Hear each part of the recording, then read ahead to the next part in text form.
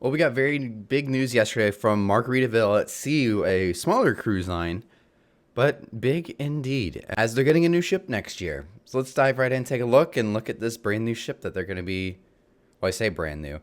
We're going to be looking at this new ship that they've got coming next year.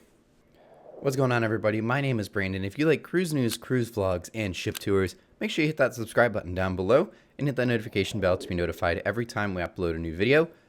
We also have our weekly podcast called the Cruising is Life podcast that we do right here live on YouTube every Wednesday night, 6:30 p.m. Eastern Standard Time. And it is also available on Spotify the following morning. So check that out. Anyways, let's dive right into today's video. So Margaritaville at Sea is kind of a newer-ish cruise line. They started out as Bahamas Paradise Line, and Bahamas Paradise Line had some mixed reviews, and it did operate two ships pre-COVID, though. They operated the former original Carnival Celebration, now that we have a big new one with Carnival Cruise Line, but they operated the original Carnival Celebration as the Grand Celebration, and they also operated the former Costa Classica, which is now the Grand Classica when it was for Bahamas Paradise Line. And now, during COVID, things happened, of course. The Celebration, unfortunately, was one of the ships that got scrapped. So they went back down to just one ship. The thing with Bahamas Paradise Line, and of course this also applies to Margaritaville at Sea, is because it's the same thing still. They offered 2-night itineraries from West Palm Beach that go over to Freeport, Bahamas, which is just kind of right off the coast. And so when they had the two ships, it was, every day there was a ship there, and every day there was a ship in Freeport, which was kind of a cool little thing that they did. But again, during COVID, things happened. They got rid of one ship, and they also rebranded themselves with Margaritaville, and they became Margaritaville at Sea, which renamed the Grand Classica into the Margaritaville at Sea Paradise. Very cool, interesting kind of collaboration and marketing company merger. I don't even know if it was a merger. I'm not sure of it on the top of my head, but I think it was more of just like a partnership than any sort of mergers or acquisitions, things like that. But nonetheless, Margaritaville at Sea is the official branding for the ships now and the official cruise line name.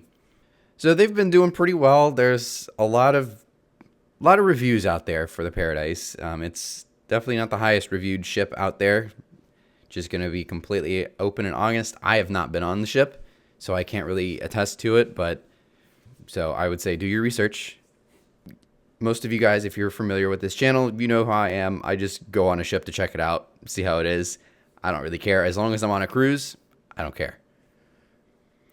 And that's where this ship comes in. We have a lot of speculation over the last couple months about them getting a new ship. And there's been a lot of things going on with marine traffic, which, for those who don't know, marine traffic is where you can kind of just look at ships and like their locations, basically where ships ping their locations. You can look at any ship anytime and see exactly where it's at. That's what marine traffic basically is. It basically shows you where certain ships are. And there's the Costa Atlantica. That ship, of course, operated by Carnival. That ship, obviously operated by Costa Cruises, was never really returned into service, as she was supposed to go over to Adora Cruises, which is actually that was Carnival's new startup kind of subsidiary company that they made in order to kind of appeal towards that Chinese cruise market that was booming at the time of them coming up. So it was her and her sister ship, Costa Mediterranea, and then there was, I think, one or two new builds. So those two ships went over, and Mediterranean actually just now went into service for Adora Cruises, which is crazy because that happened a long time ago. She was transferred over there during COVID. So it's been almost now 4 years. But then, like I mentioned, the Atlantica was one of the other ships. But Atlantica, of course, still has not gone into service. And now we know why, with all the rumblings and things like that. Marine traffic was showing her sitting in pretty much one single space for a pretty extended amount of time. And every now and then, it would pop up if you searched Costa Atlantica, it would come up as MAS Islander. This was months ago. This is about a month or two ago. So this was just announced yesterday, the day of me filming. So this was announced on December 4th, 2023. So that kind of triggered a lot of people going, MAS, is Margaritaville getting a new ship?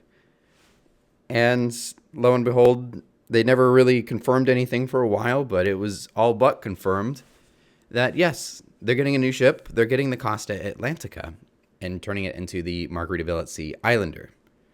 So that was kind of a long introduction to the ship and Margaritaville at Sea. I never really talk about them much because they're such a small cruise line. But let's quickly just go into what this ship has to offer. Because honestly, it doesn't look too bad. Seeing the reviews that Paradise gets, I'm skeptical of trying Margaritaville at Sea, but if they do this right and they actually take care of the ship and do a good job with it, this could be a pretty good success for them, and I'm excited to see how they turn this out. But we'll go over just a couple quick things, and we'll do the itineraries for them as well. But so there's an all-new pool deck, and so it's going to be a completely redone pool deck, of course, Margaritaville themed. All the land shark fins, flip-flops, palm trees, all that stuff. Which one of the really cool things here is we have the land shark lookout bar, which is a 3-story bar, which actually looks really, really cool. There's like a little tiki hut all the way at the top. Then there's like a middle portion of it, and then down the bottom there's, of course, the lower deck. But the pool deck looks really nice. The land shark bar looks really, really cool. There's also the 6-string poolside stage. There's like a staging area that's on the Spirit class. I'm assuming they're just making it more themed, and of course it's just going to be used for live music, which is going to be pretty cool. And then also the Atlantica does have a water slide on it, so I'm sure they're repurposing that because it does say that there is a splash and slide, the Caribbean amphibian splash and slide. So I'm guessing that they're going to repurpose the water slide that's on board already, so that'll be really cool for them. One really cool thing I see here is that there is 6 different specialty dining options, which is really awesome. Margaritaville at Sea doesn't really seem to have a whole lot when it comes to their food options, at least not on the Paradise. So the fact that they've got 6 different restaurants for specialty dining, it seems really cool as long as they do that right. And, it's not that that's the only good food on the ship, then it should be pretty cool. It'll be really interesting to see how they do that. Something that looks really cool here is that there is a first ever cornhole meets mini golf course. Interested to see how that goes. Not exactly sure what that's supposed to mean, but both of those are very fun, so I'm sure combining the two of them will make for a very good time. That was just briefly into what the ship has to offer. Mostly just bars, lounges, food, your typical cruise stuff. Nothing too crazy on a ship this size. But now we're going to jump into the couple different itineraries. This ship is going to be sailing 4 and 5 night cruises from the Port of Tampa. So big news for the Port of Tampa. You're getting a brand new ship, or not brand new, but you're getting a new ship, Margaritaville at Sea. The ship is too big to go to West Palm Beach, so that's part of why they're not doing it. Because I believe the dock space is only maybe 800 feet. So the Paradise is about the biggest that they can get in there over in West Palm Beach, or the Margaritaville at Sea Paradise at least, not Carnival. But anyways, so Islander is going to go to Tampa, sailing 4 and 5 night cruises. The 4-night cruises is going to go just to Cozumel and back. Really cool. Love going to Cozumel. Then there's 5 nights that go to Key West and Cozumel. Awesome. I feel like Margaritaville at Sea is probably a perfect ship to be going to Key West. And then there's also the 5-night Progresso in Cozumel, and then a 5-night itinerary from Key West to Progresso. So they're going to go pretty much between those 3 ports, interchanging them, with the 4-night short one going to be just the direct to Cozumel and back, and then the others are going to include Cozumel and, of course, Progresso or Key West. Really interested to see how Key West goes, because not many ships go there anymore, and I feel like the Margaritaville at Sea crowd and, clientele would kind of vibe with Key West a lot. And I think that's kind of like everything they're going for anyways, so seems really cool. What are your thoughts on Margaritaville at Sea Islander and her addition to the fleet and basically becoming ship number 2? Again, yeah, let me know down below. Are you going to be sailing on this? I'm kind of interested. I'm not sure if I will, but I'm definitely curious and interested to try it. So let me know what your thoughts are. Let me know where you stand with this. And with that, we'll see you in the next video. Have a great day.